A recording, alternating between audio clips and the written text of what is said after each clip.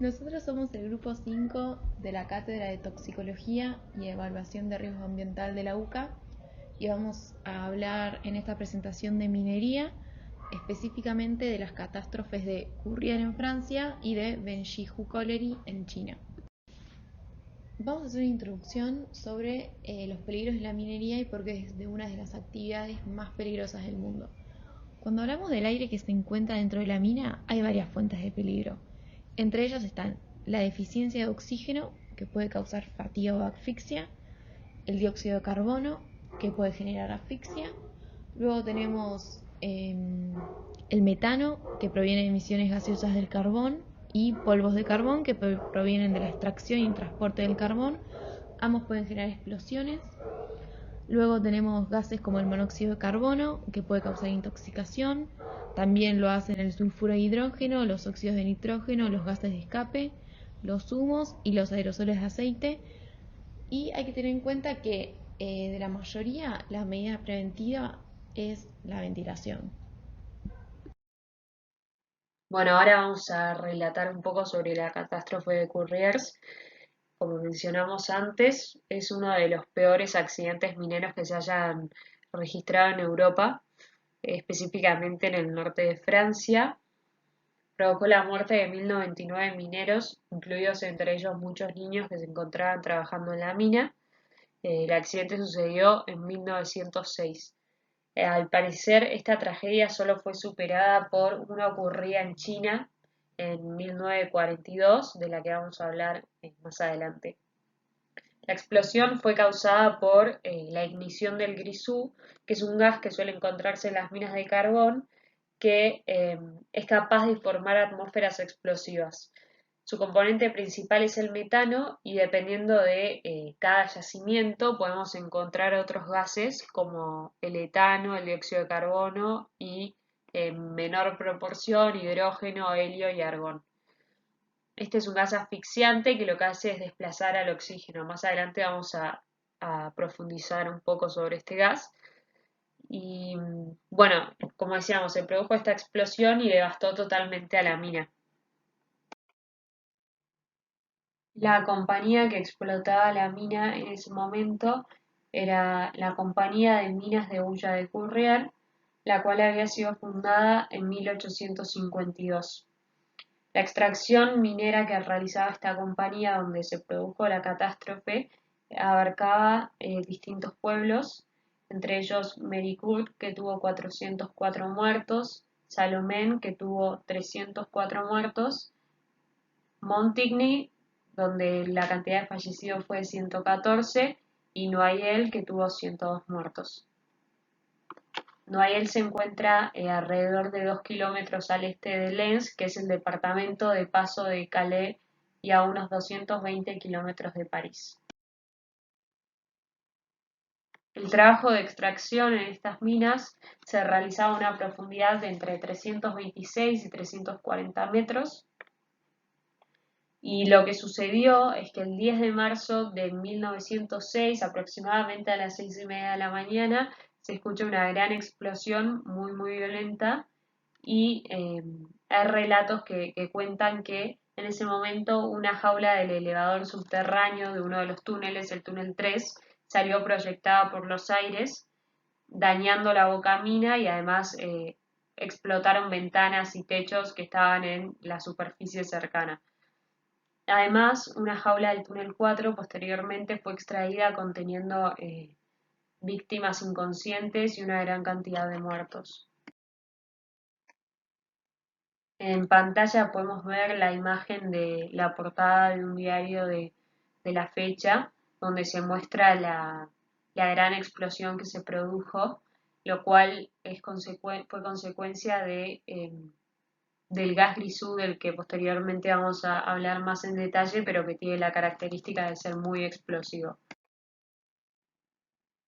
El accidente dio una cifra oficial de 1099 víctimas de los cerca de 1800 mineros que se encontraban en el lugar aquel día, pero se cree que el número fue probablemente superior debido a que muchas de las personas se encontraban trabajando de manera irregular, entonces sus decesos no fueron imputados a ese accidente. y se estima que al menos 2/3 de las víctimas mortales se produjeron en el momento de la explosión y debido a la explosión. En cambio, el resto fueron víctimas de los gases tóxicos que inhalaron o bien de los derrumbamientos que se produjeron en los túneles.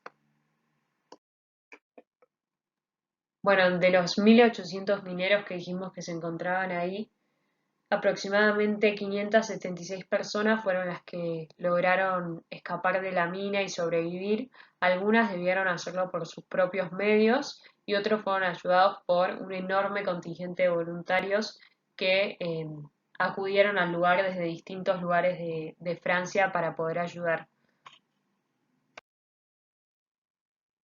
Muchas de las personas rescatadas se encontraban gravemente heridos, ya sea por heridas físicas, y otros tenían síntomas muy graves de intoxicación debidos a los gases y a los humos. Em, Además, a esta cantidad de fallecidos que ya mencionamos, se le debe sumar la muerte de 16 rescatistas que tuvieron que intervenir bajo situaciones muy precarias de higiene y de seguridad para auxiliar a los trabajadores atrapados en las minas. Aunque todavía no se explicaron bien las causas del suceso, hay varias teorías. La primera es que se le atribuye la explosión de la mina a un incendio previo, producido días antes de la catástrofe. Este incendio no había sido sofocado correctamente cuando se reanudaron los trabajos de extracción, en contra de las recomendaciones de uno de los delegados de la compañía, que había insistido con la peligrosidad de la situación. Otra teoría habla de el uso de las lámparas de carburo que emitían una pequeña llama y no tenían la pantalla protectora por motivos de ahorro. Y la última teoría es que se habla de un mal uso de los explosivos utilizados en la mina. Cuando hablamos del número de muertos, por ahí hubiese sido menor si las búsquedas no se hubiesen detenido al tercer día de la explosión y además si la mina no hubiese sido tapiada con un muro para poder sofocar el incendio y preservar el yacimiento. Entonces la compañía fue acusada de haber ignorado la seguridad de los mineros para proteger la infraestructura y en particular al tomar esta decisión de tapiar la galería y de invertir además el flujo de ventilación del aire para extraer el humo y sofocar el incendio en vez de ayudar facilitando el trabajo de los rescatistas enviándoles aire fresco por la ventilación. Bueno, y además lo que ocurrió es que los 3 primeros días donde se extrajeron cuerpos de la mina no permitieron a los familiares poder identificarlos. Solo hubo un solo día que las familias tenían que identificar a sus familiares en medio de miles de personas. No hubo ahí ningún representante de la mina, ningún funcionario, nadie dio información. Los trabajos de rescate duraron casi un mes, terminándose el 4 de abril. Y bueno, hay una historia curiosa donde se dice que 13 mineros lograron sobrevivir dentro de la mina alimentándose de uno de los caballos que utilizaban para transportar mercancías. Bueno, luego de esta gestión de auxilio y la polémica de esto, dio el origen a un gran movimiento de huelga. El 13 de marzo, luego de los funerales de las primeras víctimas en la fosa común, en presencia de 15.000 personas, apareció el director de la compañía y fue recibido a gritos de asesino y abucheos y tuvo que marcharse. Se cuenta que la multitud gritó viva la revolución, viva la huelga, y al día siguiente de esto los mineros rehusaron a regresar al fondo de la mina. Los sindicatos convocaron huelga, el movimiento se extendió a todos los sitios de Francia y también llegó a Bélgica, y el 16 de marzo 25.000 obreros se declararon en huelga, una cifra que luego ascendió a 60.000. Los incidentes se multiplicaron entre los huelguistas y quienes no lo eran. Y además, frente a este movimiento, el ministro del Interior movilizó 30.000 oficiales y soldados y envió militares. Y hubo numerosas detenciones. Bueno, ahora queremos contar un poco más en detalle sobre el gas grisú, sus propiedades, características, eh, el efecto que ejerce sobre el organismo humano, que bueno, ya mencionamos que este gas se encontraba presente en la mina de carbón donde se produjo la catástrofe, ¿no? Bueno, este gas es capaz de formar atmósferas explosivas, como lo que pasó en este caso, y el componente principal del grisú es el metano. Pero bueno, dependiendo de cada yacimiento, además de metano, pueden aparecer otros gases como etano, dióxido de carbono y en menor proporción puede haber hidrógeno, helio y argón. Bueno, lo que pasa dentro de las minas es que la mayor parte de este gas grisú, aproximadamente el 95%, se encuentra absorbido sobre la superficie interna del carbón. Esta absorción se forma debido a las fuerzas de Van der Waals entre las moléculas del gas y las partículas de carbono. Y se estima que el carbón tiene una superficie interna de entre 20 y 200 metros cuadrados por gramo, por lo tanto puede absorber una cantidad muy importante de grisú. Bueno, pero ¿qué pasa con el otro 5% que no está, como dijimos, absorbido en la superficie del carbón? Bueno, se encuentra libre en formas de fisuras, grietas, fracturas que existen en el interior del propio, o sea, de la capa, de entre el carbón, digamos. Y cuando se genera un hueco en el interior de la mina, por ejemplo, para hacer la extracción del carbón, lo que se produce es una zona de relajación de presiones alrededor de ese hueco que se crea, que a su vez está rodeada por otra zona de sobrepresiones. Bueno, y estos cambios de presión que dijimos que se generan cuando realizamos el hueco, digamos, ¿qué pasa? Se generan fracturas y aquellas que se encuentren en la zona de presión más baja, o sea que están como más distendidas, van a permanecer abiertas las fisuras. Y por ahí es donde, en caso de que exista este gas grisú, va a fluir hasta el hueco. O sea, donde se encuentran, por ejemplo, los trabajadores extrayendo el carbón.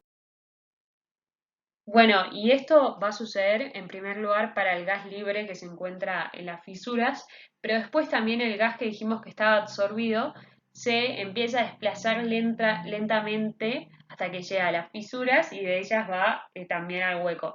Y todo este fenómeno es lo que se conoce como fenómeno de desgasificación. Entonces, de esta manera, cuando se extrae el carbón de la mina, ya suele estar parcialmente desgasificado y continúa desgasificándose mientras se va transportando hasta el exterior. Y la velocidad con que se produzca esta desgasificación va a depender en cada caso de la granulometría del carbón, de la temperatura y de la composición de este gas grisú que dijimos que puede variar dependiendo del yacimiento. Bueno, entonces a medida que este gas va pasando por las fisuras y llega a donde se encuentran los mineros trabajando, como vemos en la imagen de abajo a la derecha, que muestra, ¿no? En el esquema se muestra un gas medio rosáceo, entonces llega a donde están los trabajadores y es muy importante realizar una ventilación adecuada para que este gas se vaya diluyendo y no afecte a quienes se encuentren ahí trabajando. Bueno, las características, las propiedades del grisú que más nos interesan al hablar de la seguridad en las minas de carbón son su inflamabilidad y su densidad, las cuales se deben principalmente a su componente más predominante, que es el metano, como ya dijimos. Bueno, y cuando la cantidad de grisú que se acumula representa una concentración de metano que se encuentra por encima de los límites de explosividad, justamente puede producirse una explosión. Pero para que esto suceda es necesario que exista una fuente que provea la energía suficiente y esta fuente pueden ser llamas, chispas, compresiones adiabáticas o superficies o gases calientes. La concentración más peligrosa de metano es aquella que corresponde al 9,5% o sea, estamos hablando de concentración de metano en el grisú, porque para dicha concentración se genera la mezcla que menor energía necesita para provocar una explosión. Y una explosión de grisú se desarrolla como una onda de choque, es decir, se produce un aumento repentino de presión que es seguido por un frente de llama Y en el caso de que exista polvo de carbón depositado en las paredes de las galerías, que es lo que suele pasar en las minas de carbón, la onda de choque provoca que el polvo se ponga en suspensión en la atmósfera y se vaya incendiando con el paso de la llama y provocando una explosión como lo que veíamos que sucedió en la catástrofe, en la imagen que veíamos que había sido portada del diario. Bueno, y a la hora de hablar de desastres mineros, no se puede dejar de mencionar la catástrofe de Benjihu. Benjihu fue una mina de carbón ubicada en Benji, en China, y donde se extrajo por primera vez en 1905. Comenzó como un proyecto de minería de carbón bajo el control japonés y chino conjunto, pero con el tiempo el proyecto fue cada vez más bajo el control japonés. Y a principios de la década de 1930, Japón invade el noreste de China y la provincia de Liaoning se convirtió en parte del estado títere manejado por Manchukuo. Los japoneses obligaron a los trabajadores chinos a estar en condiciones muy pobres, la comida era escasa y no tenían suficiente abrigo.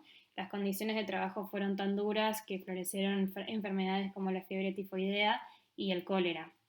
Por lo general los mineros trabajaban entre 12 horas y más, lo cual muchos describieron como mano de obra esclava. El 26 de abril de 1942, una explosión de gas y polvo de carbón en la mina mató a 1.549 personas, el cual representaba el 34% de los mineros que trabajaban ese día, y lo convirtió en el peor desastre de minería de carbón y el segundo peor accidente industrial registrado. La explosión envió fuego que estalló hacia afuera en la entrada del pozo de la mina, y los familiares de los mineros acudieron al lugar, pero se les negó la entrada por guardias japoneses que pusieron cercas eléctricas para mantenerlo fuera. En un intento por reducir el fuego, los japoneses cerraron la ventilación de la mina y sellaron la cabeza de la fosa. Los testigos dicen que los japoneses no evacuaron el pozo completamente antes de hacer esto y atraparon a muchos trabajadores bajo tierra, los cuales se terminaron sofocando por el humo. Así, las acciones de los japoneses aumentaron innecesariamente el número de muertos. Tomó a los trabajadores 10 días eliminar todos los cadáveres y escombros que habían quedado en el lugar. Los muertos fueron enterrados todos en una fosa común cerca. Muchas víctimas fue muy difícil de reconocerlas por las quemaduras y faltas de miembros por la explosión. Los japoneses en un principio informaron que los muertos solamente fueron 34 y en los diarios cuando salió la noticia les restaron bastante importancia o lo describían muy brevemente y se tomó como un evento menor. Pero más tarde los japoneses hicieron un monumento a los muertos. Así que si bien se desconoce el número real de muertes, se estimó que la cifra fue de 1.549 personas, de las cuales 31 eran japonesas y el resto chinas. La mina siguió siendo operada por los japoneses hasta el final de la Segunda Guerra Mundial en 1949, que tras la retirada de los japoneses, los trabajadores tomaron el control del lugar. Con la liberación después de la guerra, la Unión Soviética investigó el accidente y se encontraron con que solo algunos trabajadores murieron por la explosión y el polvo de carbón, pero el informe señala que la mayoría de los muertos fueron por la intoxicación por monóxido de carbono que se debió al cierre de la ventilación luego de la explosión inicial. Y como habíamos visto en clase, el monóxido de carbono lo que genera es una hipoxia de tipo mixta, tanto anémica como histotóxica, por lo cual eso fue el motivo de muerte de la mayoría de los trabajadores. Con esto terminamos la clase. Muchísimas gracias por su tiempo.